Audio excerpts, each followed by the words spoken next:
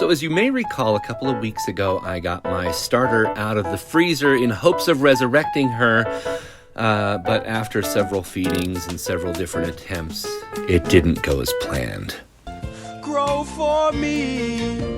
But then one of my followers commented that, remember, you can just go down to your local bakery, like I did here with Jackson's Corner, and they will sell or give you some of their starter.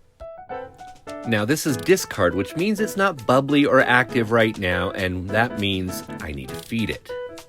Everything's going to be done by weight, so I weighed out 200 grams of starter, and then I'm going to feed it 100 grams of flour and 100 grams of water. I'm going to mix it really well, and then I'm going to set it aside. It could take 1 to 2 hours before this is ready. We'll know it's ready when it has doubled in size. And for the bread, you can use whatever kind of flour you want. I used 4 parts high gluten flour to 1 part wheat flour. And just a little tip, if you buy big bags like this from your local restaurant supply store, you're going to save a lot of money. Now here I am weighing out 1,000 grams of flour. I'm going to sip that out. This is all about ratios, so I'm going to use an 80% hydration, which means I'm going to add 800 grams of water, and then we're going to let this autolyse or autolyse, I'm not sure how you say it, for about 40 minutes. Just going to cover it up and let it sit for about 40 minutes. And that'll really give that flour time to soak up all that water. Now that the starter is doubled in size, I'm going to weigh out 150 grams of that in a slightly wet bowl so it slides out a little easier. And then mix that in with our wet flour.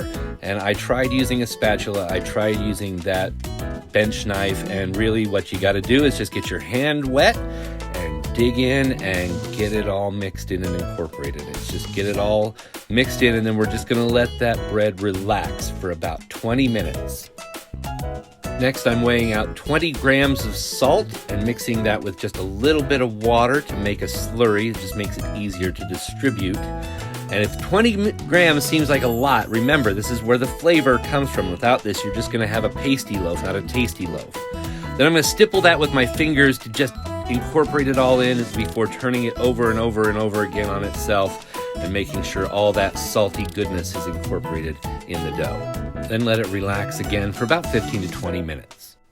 Now we're going to develop some gluten strands. I'm getting my hand wet so the dough doesn't stick to it. I'm just peeling this dough up from the bowl, stretching it out like that, and folding it over on itself about 4 or 5 times until we've done it all the way around that little ball of dough. Now, gluten is important because it holds the bread together. It binds us, it penetrates us, it holds the bread together. And we're going to let that just sit again for another 20 minutes. And then I'm going to do another series of stretch and fold, just like I did before with my wet hand.